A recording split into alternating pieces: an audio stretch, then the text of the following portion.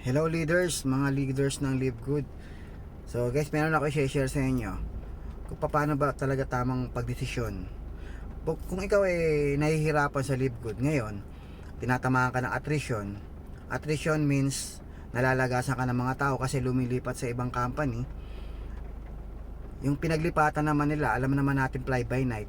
Sa ngayon, nandyan sila, masaya kasi hindi pa nagsasara. Pero malapit-lapit na po magsara yung mga sinalihan nila. Kasi yung mga sinalihan po nila, yan po ay galing po ako sa mga ganyang klase ng concept. Mga fly by night platforms po yan. Okay, hindi po yan legit business model. Nagsasara po yan.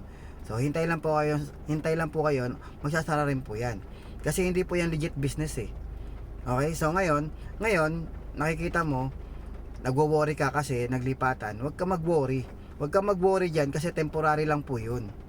So ngayon, eto may bago na naman, maliban doon sa nilipatan nila, may bago na naman, company na naman, almost the same. So ngayon, dahil nga tinamaan ka ng attrition, feeling mo hindi ka na makaka-recover, hindi na lalaki grupo mo sa Live Good. So ikaw ngayon, nadadala ka ngayon sa sabi-sabi na dito na tayo. Nauubos na 'yung tao eh. Hindi ho totoo 'yun. Hindi totoo 'yun. Hindi nauubos ang tao. Kung ikaw nawawalan ka ng gana para sa ito, kung nauubos yung tao mo, nababawasan yung tao mo, nababawasan yung leaders mo, mabagal ang grow, ngayon lang po yan.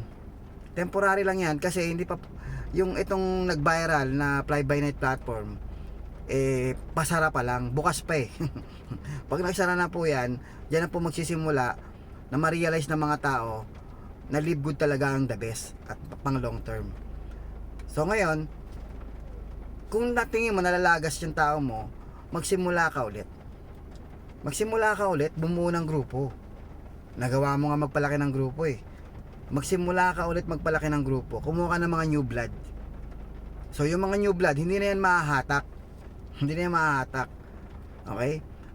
Bumuo ka ng buo ng grupo, bago, hanggang sa makakuha ka ng mga loyal, na mga nakakaunawa. Okay? Huwag kang magwo-worry. Tapos yung mga umalis na leaders mo, babalik po yun pag nasampulan. Pag nasampulan sila ng isang company na nagsara, yun, babalik na yan. Malapit na po eh. Mawawala na yan. Ngayon yung bago, yung ilo-launch pa lang, nagbibigay sila ng oras para silipin kasi nga feeling nila yung ganong concept ay legit.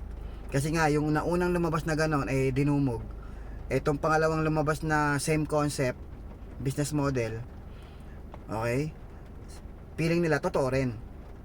Pag nagsara yung una, itong pangalawa, nawawala na kayo ng gana.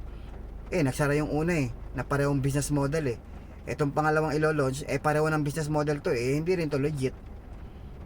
Ako po, kabisado ko yan, nakita ko na po lahat yan Okay, nakita ko na yung mga ganyang klase ng business model So ngayon, bahala ka ngayon kung anong gusto mong gawin. Kung pag ikaw ay bumitaw sa Live Good at lumipat ka sa mga ganyan, sinayang mo lang yung momentum mo sa Live Good.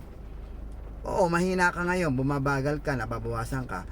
Ang solusyon dyan, bumuo ng bagong grupo. Ang dami-daming tao, magsimula ka ulit. Oo, ang dami-daming tao Magsimula ka ulit mag-network. At yung mga umalis, huwag ka mag-alala, babalik yun. Oo, pagka na-realize nila na puro fly by night platform pala yung mga naglalabasan na yan, babalik din yan. Kasi mapapagod din sila. Kumita sila pero hindi nila nakuha pangarap nila. Ganun mangyayari dyan.